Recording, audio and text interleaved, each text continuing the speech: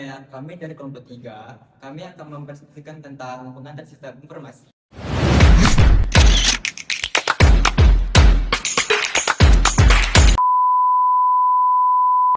Sistem informasi dalam K3 adalah sistem informasi yang membantu perusahaan untuk mengolah data secara terstruktur. Dimulai dari data pekerja, identifikasi bahaya, pelaporan kecelakaan, dan izin kerja. Selanjutnya, dalam sistem informasi terdapat 4 tahapan. Yang pertama ada input, proses, output, dan juga feedback.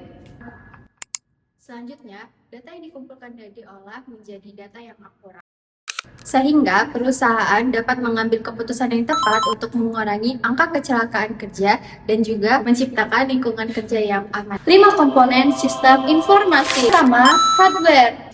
Hardware adalah semua perangkat fisik yang digunakan dalam sistem informasi, seperti komputer, server, dan perangkat jaringan.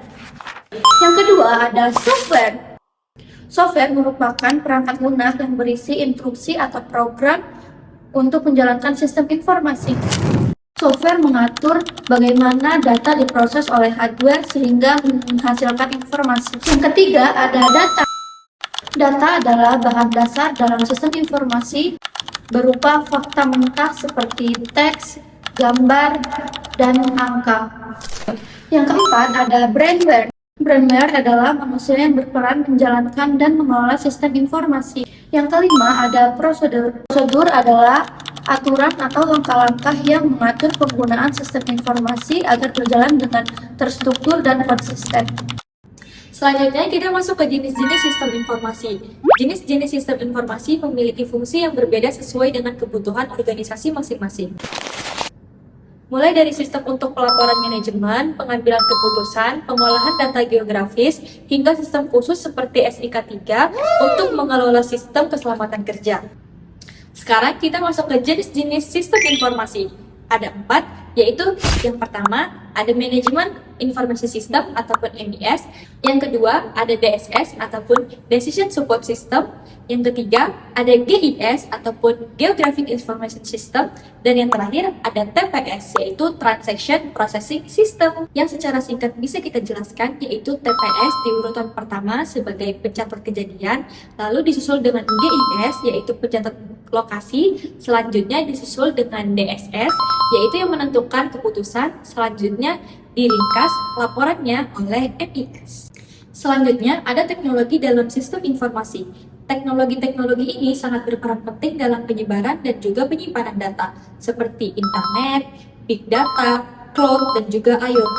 Dengan adanya teknologi-teknologi ini sangat memungkinkan teknologi untuk bekerja secara real-time, cepat, dan juga efisien. Sistem informasi membantu organisasi dalam menjalankan kegiatan sehari-hari, membantu menghubungkan berbagai bagian kerja, sehingga meningkatkan efektivitas dan juga produktivitas. Baik, kalau di slide sebelumnya kita sudah membahas mengantar sistem informasi, di beberapa slide ke depan ini kita akan menggabungkan konsep sistem informasi dengan penerapannya di K3. Yang pertama adalah manajemen proyek sistem informasi. Ibaratnya, kalau kita mau bikin aplikasi, harus direncanain dulu fitur apa yang dibutuhkan, siapa yang membuat, dan bagaimana sistem itu bekerja. Contohnya, sensor unsent action. Yang pertama, kita harus menentukan area rawan kecelakaan. Yang kedua, kita harus memasang sensor dan sistem alarm. Yang ketiga, kita harus memastikan sensor alarm bekerja dengan baik. Yang keempat, kita harus melakukan evaluasi jika masih terdapat kekurangan. Jika tidak melalui yang tadi, sistem menjadi tidak efektif. Yang kedua adalah basis data. Basis data itu ibarat gudang penyimpanan dalam sistem informasi. Basis data disimpan secara rapi agar mudah dicari dan digunakan kembali.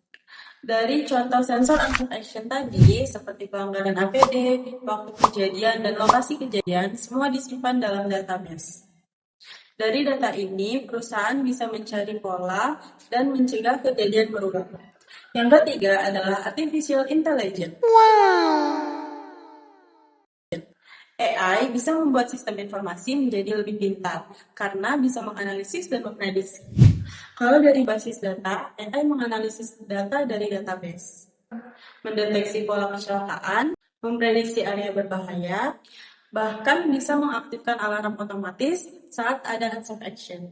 Jadi, sistem tidak hanya bereaksi tetapi bisa mencegah sebelum terjadi kecelakaan. Yang keempat adalah keamanan sistem informasi. Karena sistem menyimpan banyak data penting, maka keamanannya harus dijaga. Contohnya, seperti kita mengunci HP dengan password supaya tidak sembarang orang bisa mengakses. Data seperti laporan kecelakaan, data pekerja, dan riwayat pelanggaran harus tidak bisa diakses sembarangan. Tidak boleh diubah tanpa izin, dan tetap tersedia saat dibutuhkan. Kalau data tidak aman, bisa berbahaya untuk pengambilan keputusan. Yang kelima adalah sistem informasi K3. Ini adalah gabungan semua sistem yang sudah kita bahas. Mulai dari database, AI, sampai keamanan, semua bekerja bersama dalam satu sistem K3. Dalam sistem ini, sensor mendeteksi unsafe action, lalu alarm langsung aktif secara otomatis. Kemudian, data langsung tersimpan di database dan bisa dianalisis untuk pencegahan ke depan. Jadi, sistem informasi K3 bukan hanya mencatat, tetapi juga melindungi pekerja dan mencegah kecelakaan. Selanjutnya, kita masuk ke dalam siklus keamanan sistem informasi. Siklus keamanan sistem informasi adalah serangkaian proses untuk melindungi data, informasi, dan perangkat. Di dalam siklus keamanan sistem informasi ada 5 tahapan. Yang pertama, identifikasi aset, menentukan data, perangkat, dan jaringan yang harus dilindungi. Yang kedua, analisis risiko, yaitu mengidentifikasi ancaman yang mungkin terjadi.